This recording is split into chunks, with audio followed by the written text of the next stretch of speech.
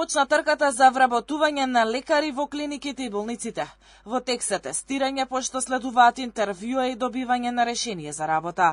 Огласите за педиатри, гинеколози, хирурзи, радиолози, кардиолози, интернисти и нефролози се најчестите специјализации кои се бараат во јавното здравство. До крајот на мај ќе бидат вработени 300 млади лекари. Следната недела ќе бидат објавени огласи за вработување на медицински сестри и техничари.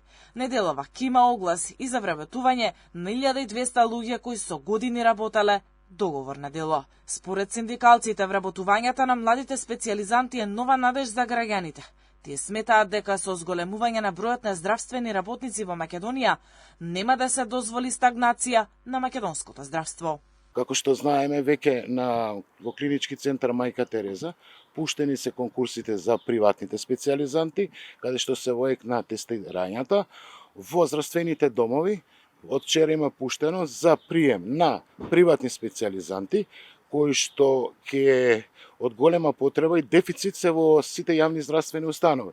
Исто така, од наредната недела ќе има конкурс и за средномедицинскиот, техничкиот персонал, административниот персонал, бидејќи дефицит од ваков кадар секаде има во јавни здравствени установи. Здравствените работници кои работеа со договор на дело оваа недела ќе имаат шанса преку јавни огласи да конкурираат и добијат договор на неопределено.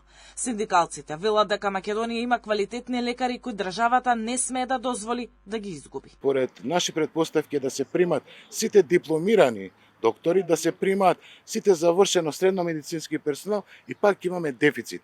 Македонија секогаш има кадар, бидејќи располагаме со изворедни училишта, со извореден факултет. Ветувањата на здравствените власти беа дека 300 специјализанти ќе бидат вработени во април и мај, а останатите 300 по локалните избори. Изминатата година приватните специјализанти повеќе пати излегоа на протести, барајќи повисоки плати и регулиран работен однос.